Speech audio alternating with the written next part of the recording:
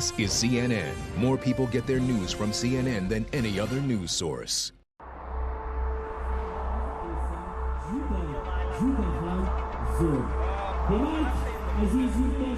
It's Friday night in the capital.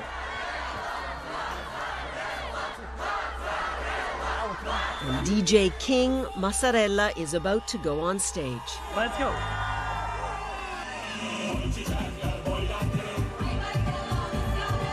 No, this isn't London, New York, or Berlin. It's Tashkent, Uzbekistan. Now, you might have heard about its rich cultural heritage. The Silk Road, mosques, ancient history. That's all still here, but this is not the Uzbekistan of old.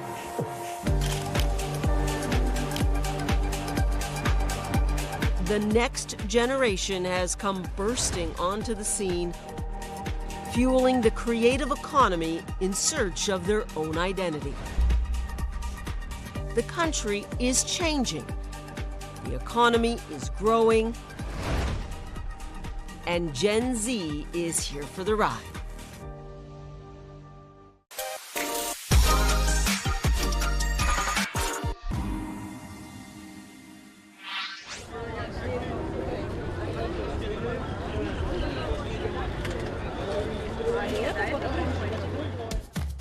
Shokrok Sarajev had big dreams growing up.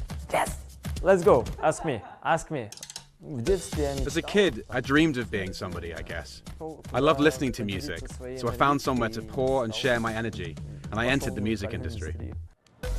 Now, at 26, he's a DJ, and kind of a big deal around here, it turns out.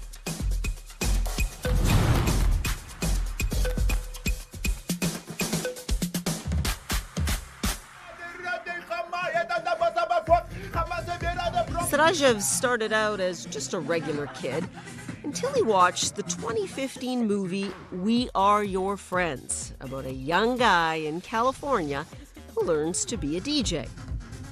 That inspired me a lot. And I said to myself, why don't I try that? 9 years later, he's performing right across Central Asia and Europe as DJ King Mozzarella, adding an Uzbek twist to his sampling and his unique sense of style. Wherever I go, everyone says that's an Uzbek DJ, and that makes me really happy.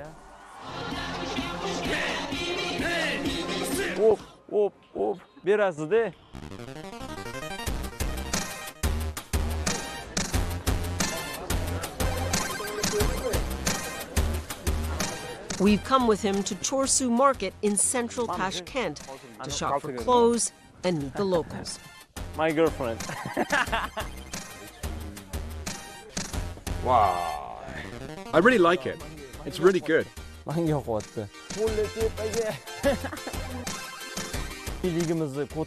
Whenever we put our traditional clothes on, our national pride just arises. We have our own unique culture, which we shouldn't change. Wow.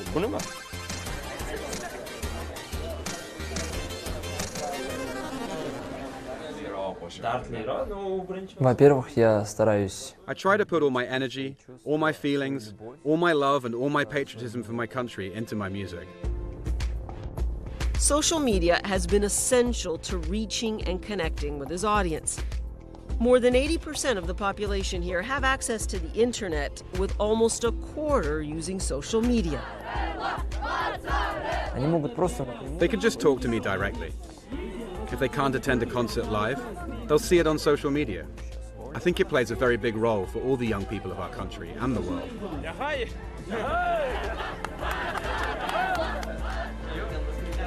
But despite his international profile, home is where his heart is. Я люблю свою родину. I love my homeland, and I'll live here for the rest of my life, because all my relatives, my family, my friends are here. Так как я патриот. Because I'm a patriot, I will always live here.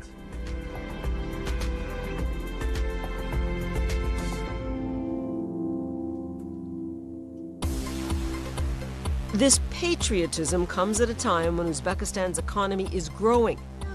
country is opening up to tourism and foreign investment, and more than 40% of the population is under the age of 25. Traditional values still play a role in society, but this booming generation is the most globalized and culturally connected in the country's history.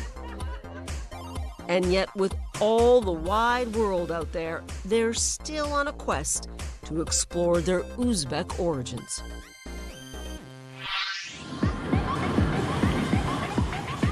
Asal Saparbayeva is doing her regular workout. Just a casual 2-hour gym session with cardio, gymnastics, and martial arts.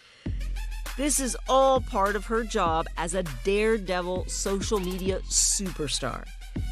It's a high-octane, physically grueling, adrenaline-fueled ride that's gained her almost 15 million followers and hundreds of millions of views worldwide. Ever since I was a child, I realized I didn't like playing with dolls. I always wanted to be with the boys, who were climbing trees, playing tough games, dangerous games. I'm probably addicted to adrenaline. Even now, when we shoot videos, I like to do the impossible. Something that will surprise people and that I will enjoy.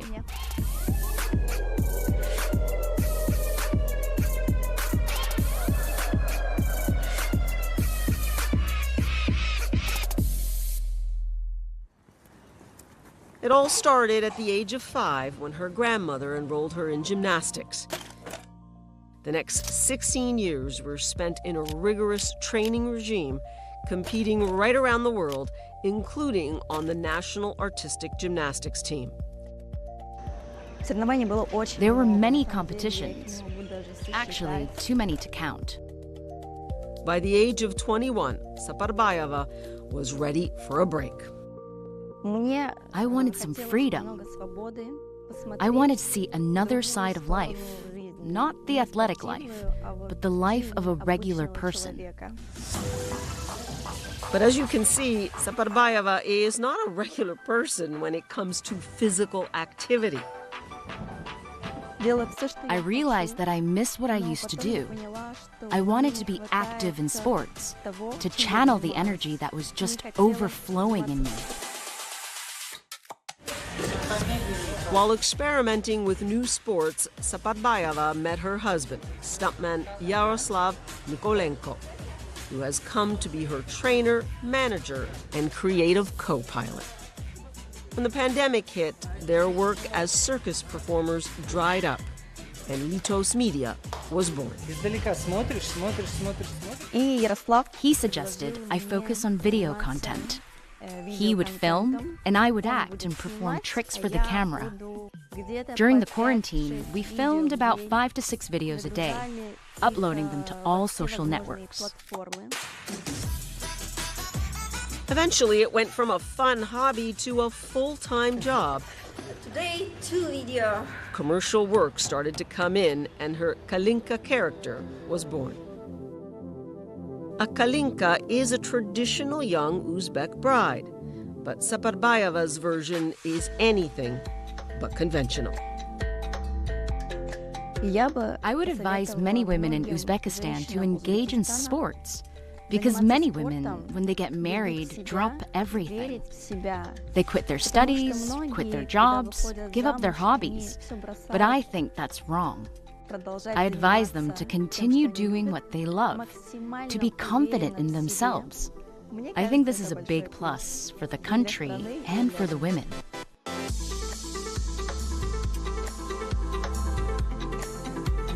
And then there's the breakdancing that she picked up 2 years ago and is now on the national team. I had and still have a coach who trained me every day. He made me look at everything from a different perspective, made me listen to music, catch the rhythm, dance. It allows for a different kind of self-expression. Self-expression is what now drives her and what she sees in Gen Z's intense relationship with social media. On the internet, you can learn or create something for yourself. I think that's why the youth are captivated by all this. They see a future in it. I've traveled a lot, and I realized that in other countries, they know almost nothing about us. I like introducing other people to our culture, to our traditions. I would wish to all the young people who are now engaged in the creative field to set unreal goals and to achieve them, because it is possible.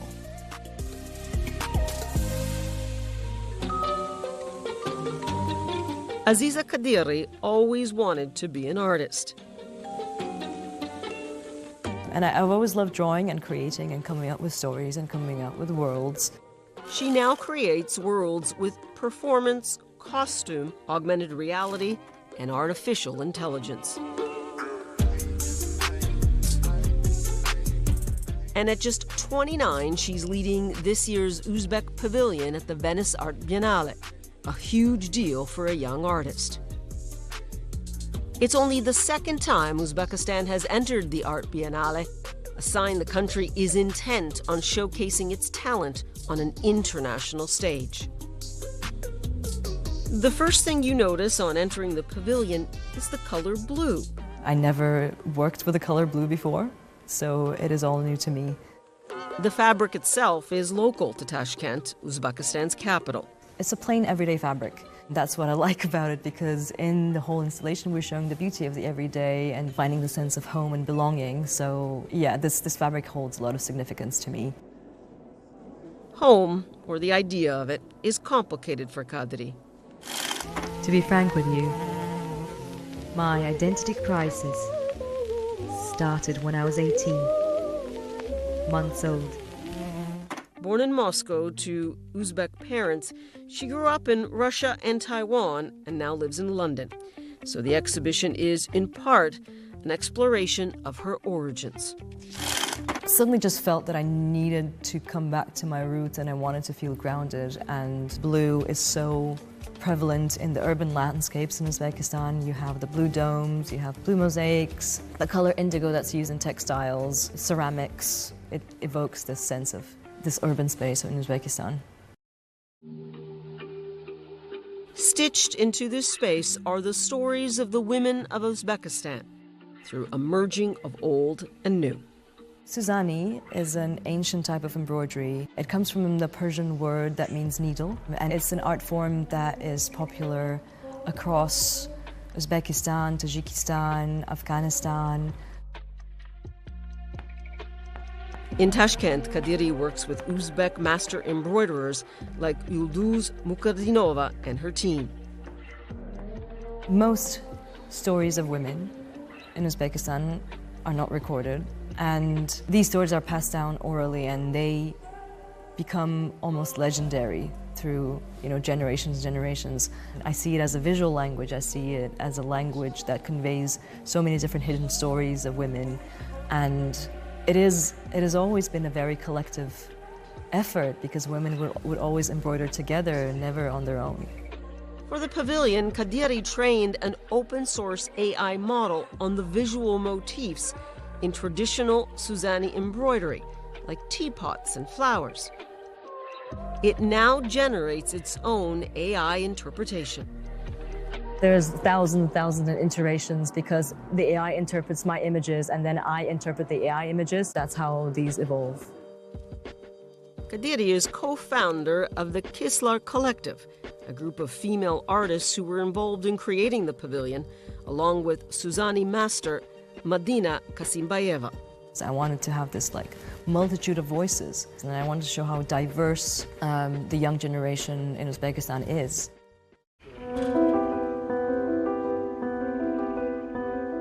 Back in Tashkent, a new generation is training at the Kamaluddin Behzod National Institute of Fine Art and Design. Professor Umida Zununova has seen a change in the country over the past 5 years. I can say with confidence that the creative industry in Uzbekistan is developing more because business itself is developing here.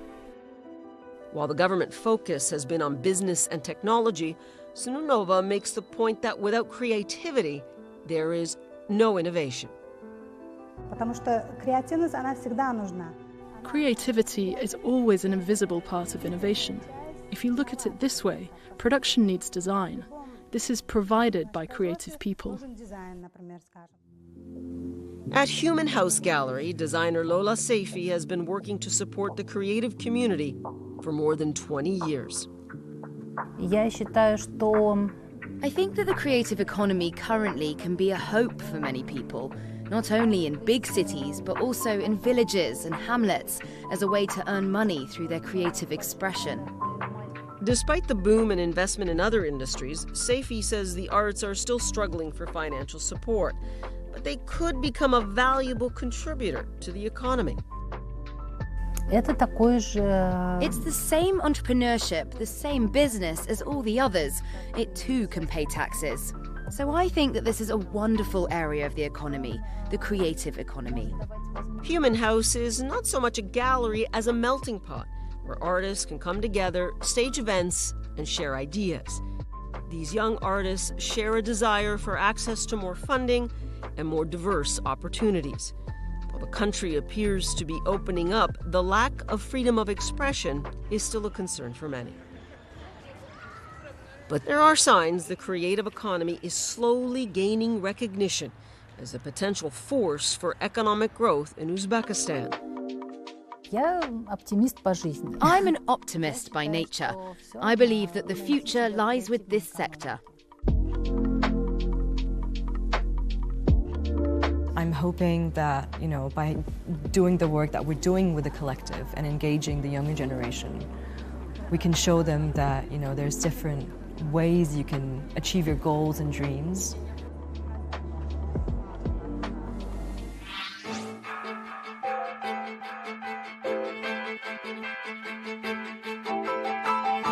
Uzbekistan's capital, Tashkent, is a city constantly on the move.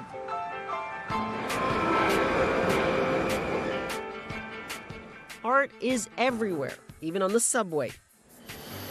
Each station has a different theme based on the country's history, from the Soviet space race to iconic exports like cotton. It's a way of making art accessible for everyone. But for 26-year-old Udil Mukomedov, that's not the best thing about it.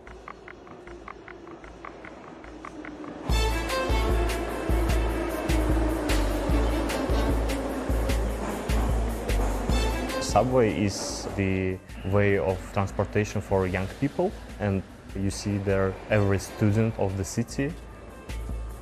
So for me, feeling the people there and that city is living is the most beautiful.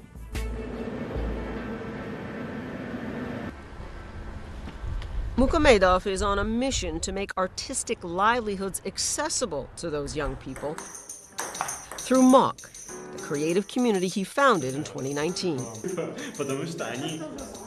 We understood that in a city in Uzbekistan there is no united community, and we started to bring together every creative people we know, artists, musicians, designers, architects, and the community started to expand. And then we started to understand that the potential of creative people in Uzbekistan is very huge. When there is no industry, it is very hard to work in this sphere. So for young person, it is much easier to migrate. Their ticket to kickstart the creative industries from the ground up? Festivals. The festivals is the concentration of every creative people, of every stakeholder, partner, audience. We have a huge festival near the RLC in Karakalpakstan. It's a Stichia festival, electronic music, art and science festival. Actually, a lot of people from Europe and America also come to Stichia, and they enjoy it because it's a unique location. We have great festivals in Tashkent city as well. For example, MOCFest is a festival of festivals, and they all are the platforms for independent artists to showcase themselves.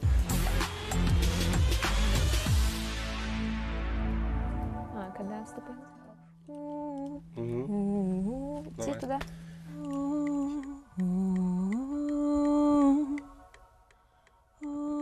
Nagina Usmanova and Ilya Kamchurin, together known as Nikina, are signed to Mok's record label, making their music in the sound studio in their basement. We decided to write in Uzbek because it's my native language, but I don't speak fluently in it, and it's like quite a challenge for me because I'm learning Uzbek right now. It's just interesting. It's about being connected to my native language. Young generation of Uzbekistan, they think a lot about traditional art. They think about the synthesis, how to do the traditional and the modern art together. For young people, it's very important to highlight this, and our uniqueness is our area, is our heritage, is our art. Internet connectivity has been crucial to helping these creators hone their craft and find their audiences. We can say that use of the Uzbekistan is digitalized. The whole country is using smartphones, the whole country is internet covered. And right now we see that digital content is rising and everyone tries to expand their audience because it works not only locally but globally. The biggest challenge for Mok right now? Old-fashioned cash flow. And that's how we started to think as entrepreneurs and how to do the projects very financially sustainable. Ticket sales, grants, and operating as a creative agency as well as an artistic hub manages to keep the lights on and the music playing. Right now it's a very good time to be active, and we see that economy of the country is developing. We really believe that creative economy and creators can bring the country to another economical level.